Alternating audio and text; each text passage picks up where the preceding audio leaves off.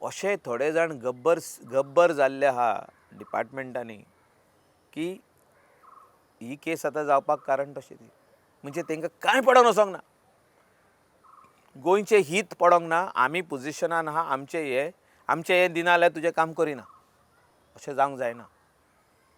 अशें जावपाक जायना. अशें जायत जाल्यार आमचें गोंय काबार जातलें. But Michael, when you say future that, आमचे गोवाचे बिझनस जे आमी म्हणटा ट्युरिजम जो एक बरी इंडस्ट्री आहा ती काबार जातली.